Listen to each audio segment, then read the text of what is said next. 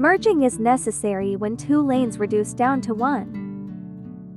In light traffic, a simple lane change is enough to blend smoothly into the flow, helping traffic maintain normal speeds. When traffic is light but moving at high speeds, merging really makes sense, and drivers are encouraged to do so.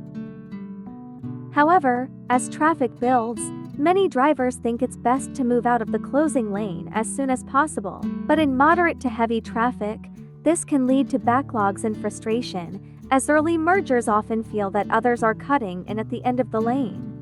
This is not the most effective or safest way to merge in heavier traffic volumes.